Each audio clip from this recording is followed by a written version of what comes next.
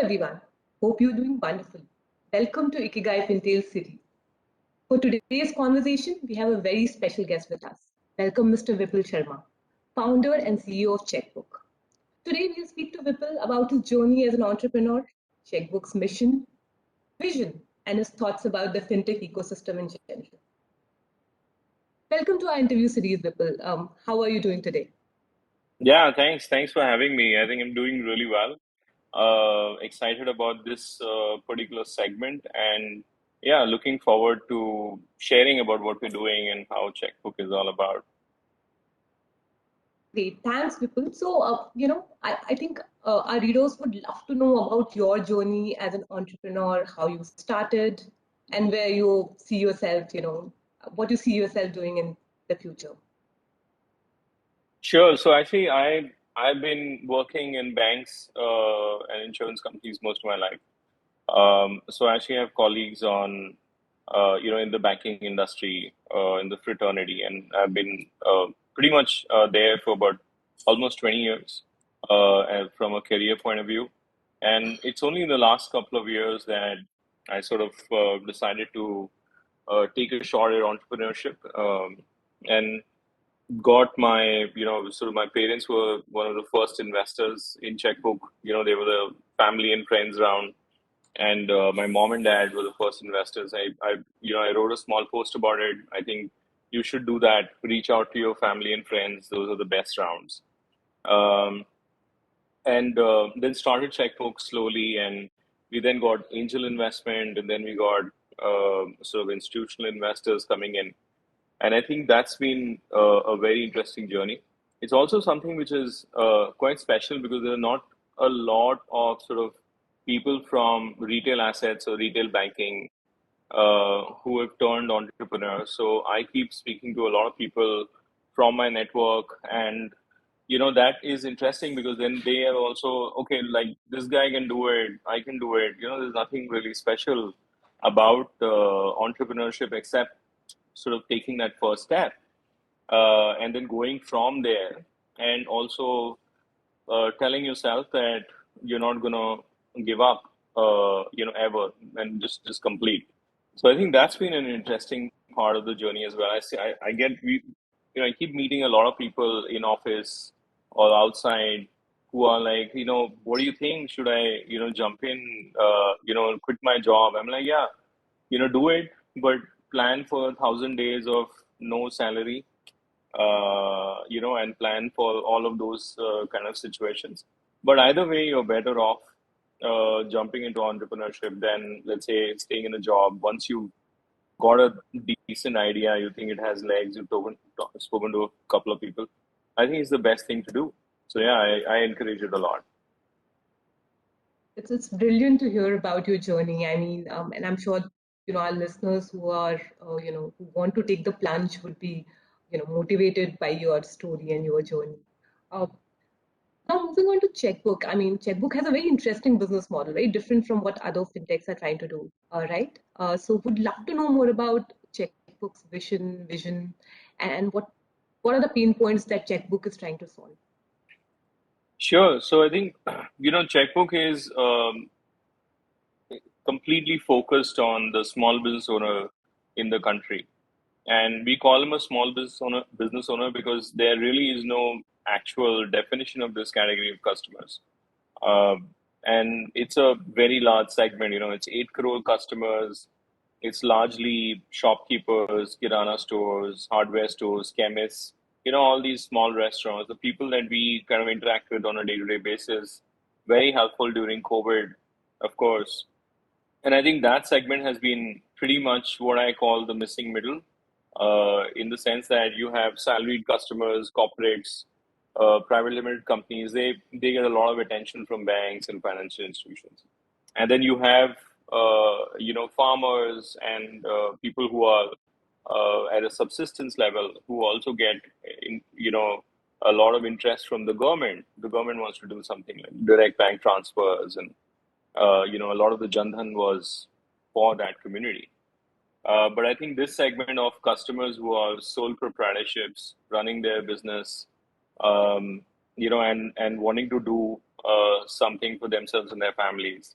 I think they've been left out by the banking industry, by the government. And I think that's a very large segment.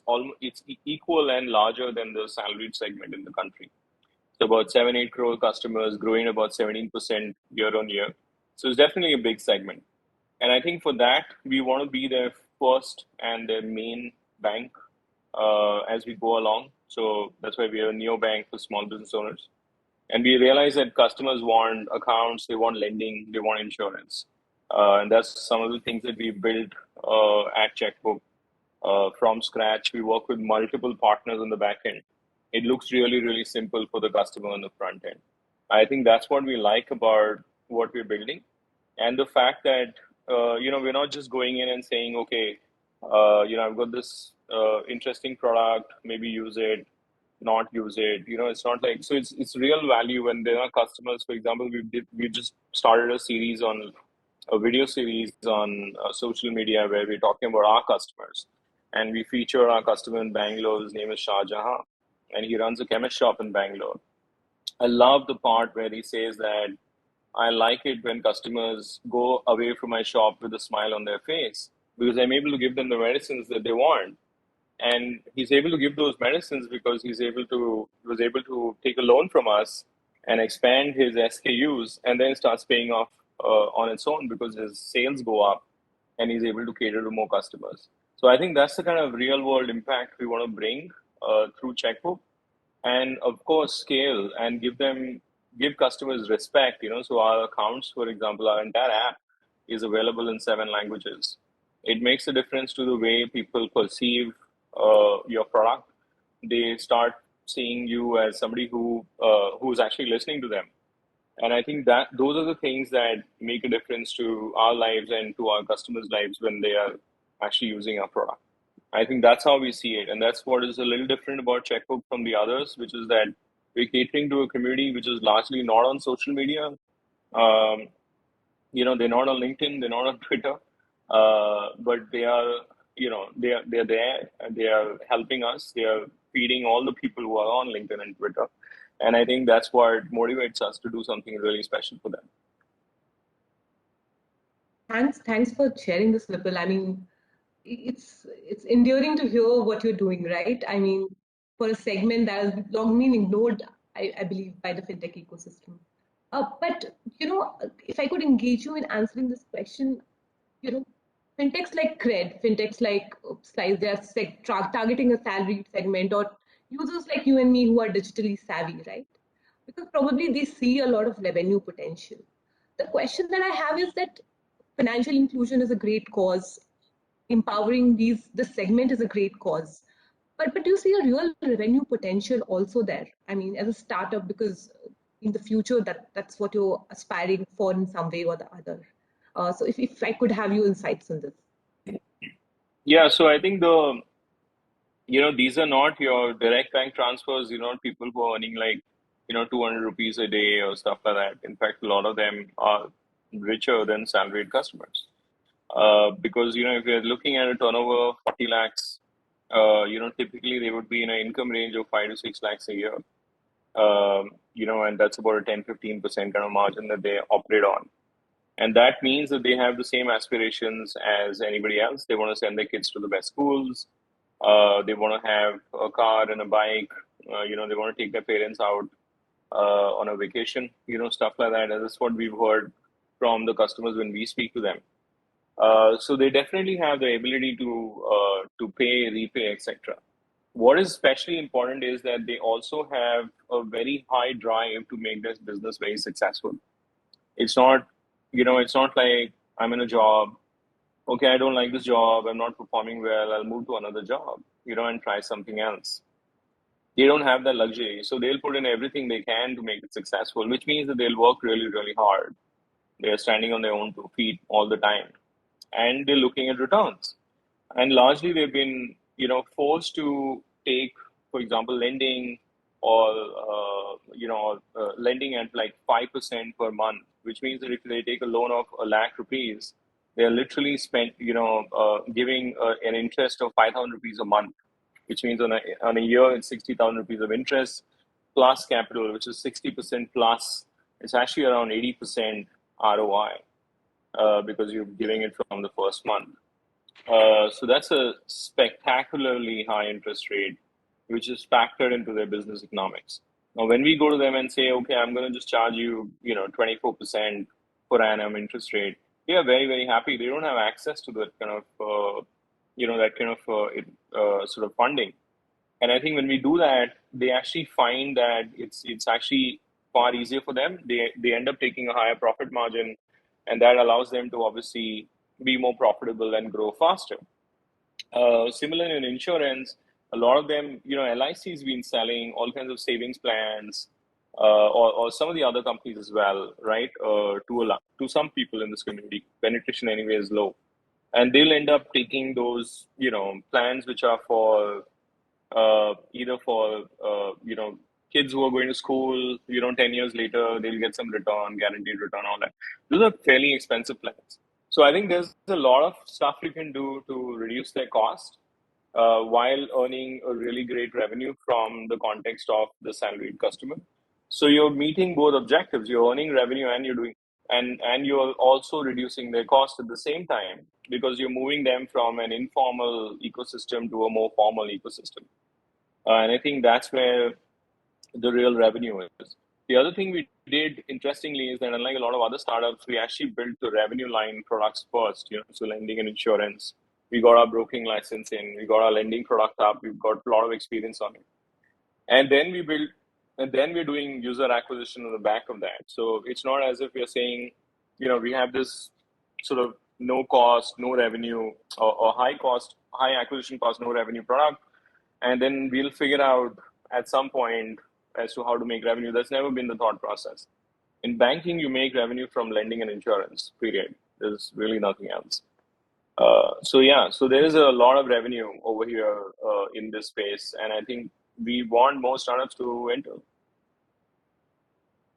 No, it's very insightful. This is a very insightful strategy sort of to make and run the business. So thank you so much for it, and I'm sure many of our Sure. listeners will benefit from this. You spoke about your customer acquisition strategy. I would like for you to throw a little bit more light into it, as in how it's different from probably how other players are doing it. I mean, no, I mean, a lot of other players are doing this. I mean, a large part of what we do is to, we have acquisition, which is organic, people who know about us from other customers. Then we also have acquisition through our partnerships, which we have across the country, and that's a strategy that a lot of other people do. We don't have a lot of acquisition coming through sort of social media marketing of Facebook and Google spends because a lot of our customers are not there yet, or they are, they are there on sort of short form video. They're there on some of it on media, but not in huge numbers. So I think we want to be there in front of the customer when he's going and actually engaging with one of the partners that we work with, wholesalers, stuff like that. So I think that is what has been working. A lot of other people do it as well in a similar fashion. So I think that's how we look at, how we acquire customers. Yeah. Great. I mean, very interesting, Vipul. Now, just uh, diving into a slightly different question. That if tomorrow, say, RBI starts giving out neobanking licenses, right? Do you think it's the right strategy for a new bank like you to go for that license? And if you do so, will it impact your agility in any manner, just because of the increased compliance burdens and becoming a regulated entity? What do you think? Yeah, well, I think it depends on the nature of the license and what it entails, right? So what we want is essentially a license where we don't have to set up any branches because there really isn't any reason to do that anymore. And I think we want a situation where we can continue to obviously do digital banking plus also do things like lending and insurance seamlessly without any restrictions. I think if that kind of a license regime comes out, we would definitely want to go for it. It makes a lot of sense. That said, the way we are structured today is that we have a lot of partnerships, and those are helping us scale on our own. So it's not as if without a license I can't, move forward or grow bigger. So I think both those paths are there, and depends on how the paths sort of work out. That's one. I think the second thing is in terms of regulatory compliance. I think I said this during the Pragati Maidan event as well. I think the regulator is appointed by the people, right, by us, and a lot of it is meant to safeguard the rights of customers, the ones we serve, in fact. So if there is compliance, we would want to make sure that we comply. That's the whole point of it. We really don't think there's any point in subverting or subventing compliance and feeling great about it, saying a lot of people do, and it doesn't make any sense. So I think, and a lot of the regulatory activity in India stems from the fact that you now have a lot of technology, but then you also have a lot of people who are not really great at understanding the implication of that technology and what kind of stuff they're giving away or what kind of information is going and so on and so forth. So I think the regulator is there to sort of understand both sides and take the right decisions for the public. So yeah, so we have no problems complying with regulations. And as long as you are complying with it, they're not onerous. When you're not complying with them, that's when it becomes a problem. Yeah, so that's how we see it. Yeah. Okay, thanks for this, Vipul. And since we are on regulation, I mean, do you have a checklist or a wish list for the regulator? I mean, probably the changes that you would like to see in next few years. And then what are the top three things that feature on that wish list? Yeah, I think the regulators, all the regulators in the country are moving pretty fast, faster than they did, let's say, 10 years ago. And that is because the economy is moving faster, the technology is moving faster, the regulator is moving faster. There's nothing different, really spectacularly different about it. I think in terms of what our wish list is, yeah, like I said earlier, we want a digital banking sort of a regime or a licensing area which allows a lot of fintech startups to start digital banking far faster, far easier, and it will lead to more innovative products across the board. I think the other aspect is, again, in things like insurance, for example, and I think the regulator is looking at that right now, allow people to create more innovative products in the insurance segment far faster than they have been able to till now. I think that will happen as well. And I think those bits are pretty much the checklist. There's no sort of it is not a draconian environment right now in any case, right? You can do a lot more things today and in line with regulation, which you couldn't do earlier in the entire BFSI industry. There are only some stuff like on the crypto side or whatever, which is really fringe, which has creates problem. But for regular stuff, and especially for MSME or small business owners, I think the regulator wants more access. So they are also much more keen to ensure that access is there for that community.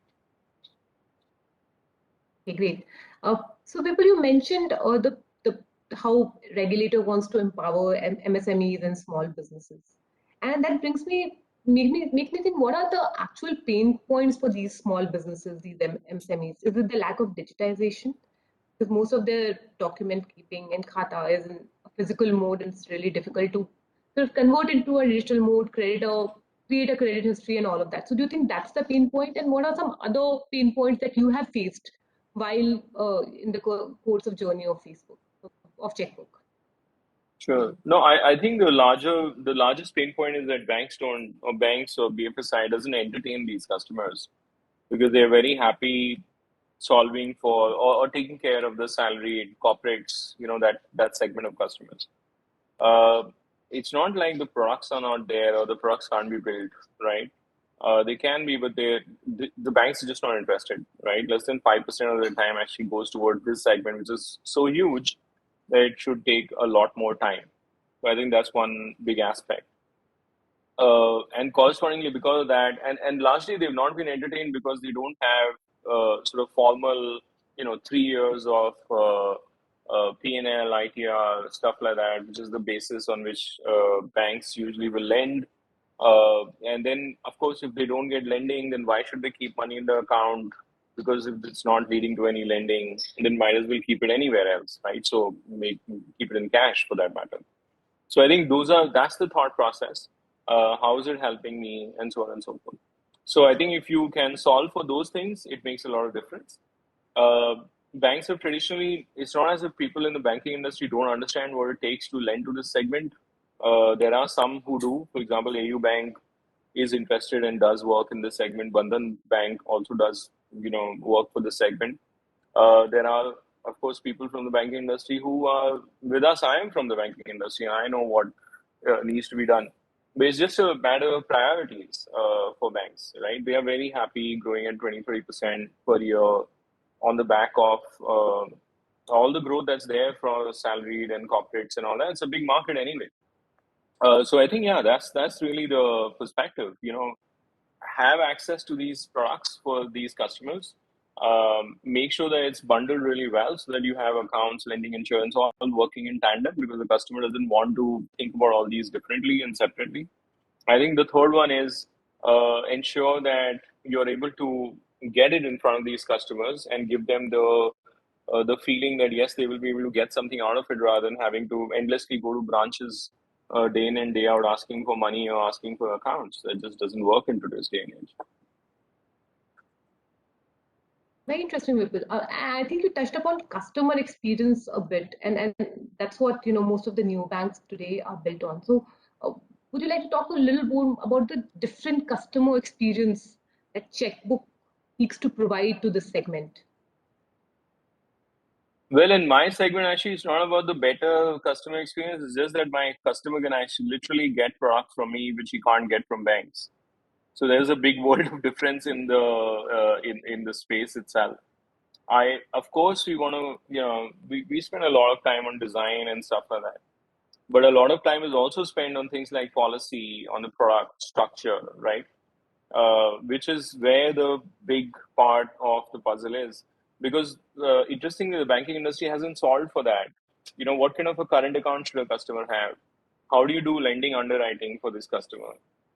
Which kind of an insurance policy will make most sense for this customer? I think those are better questions rather than saying should this dot be in a green color or white color or red color. It really doesn't matter beyond the point.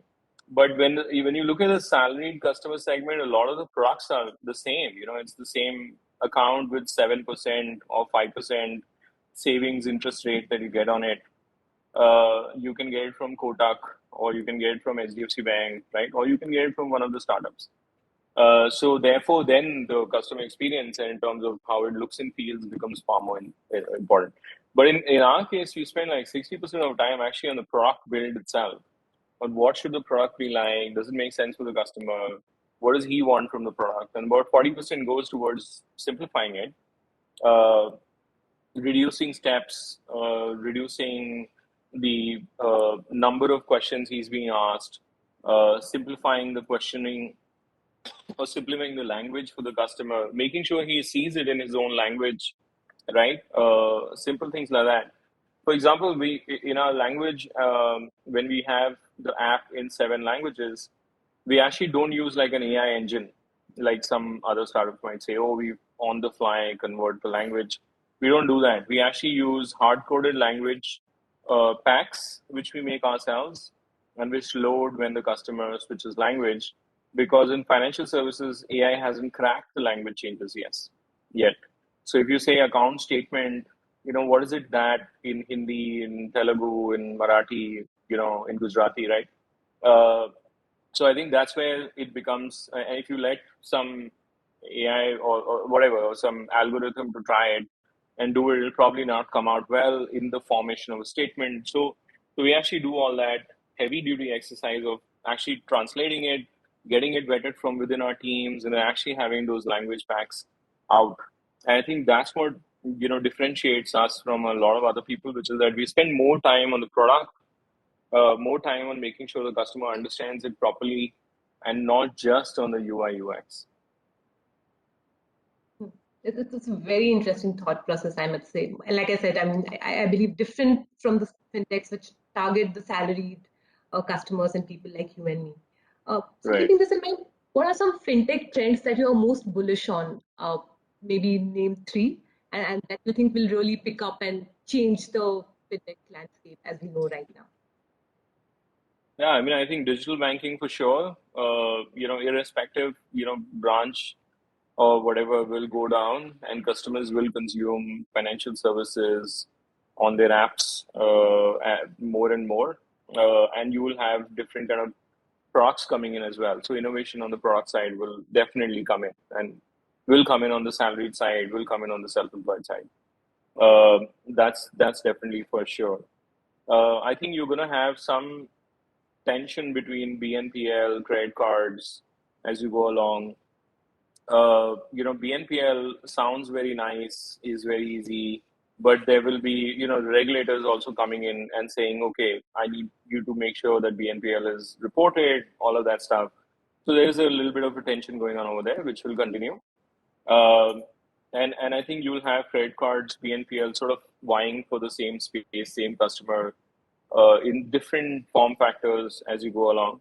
But either way, it's going to lead to more of credit going to customers, which is absolutely required because India is a very low credit to GDP country anyway. Uh, I think the third one, I mean, which is something that people love talking about, is crypto. But I actually don't have. Uh, well, I'm not bullish on crypto primarily because I think the government national interest doesn't really tie in with crypto. So there's going to be that sort of government was sovereign versus private tension on crypto for quite some time. Yeah. It's interesting. I mean, the trends that you mentioned, all of them major ones. Um, Okay, Vipul, to just sum it up, any parting message for the budding entrepreneurs, fintech entrepreneurs out there? I mean, what to look for, what to keep in mind, what to steer clear of, and what to target for. Right. So I think one of the things that I would say is that build something revenue generating. If you're building something which is free, then India is a country which loves free stuff. People will take it and they will not. When you start charging for it, they will delete the app. you know, so that is what happens in the country, and people will go back to how they were doing it for very, very small amounts. They don't want to pay even 5 rupees, 10 rupees additional because that is not how we are built, right? So, yes, definitely build a revenue generating product which is sustainable and makes sense for you because that is also a great validation that customers are willing to pay you for something. So I think that's important.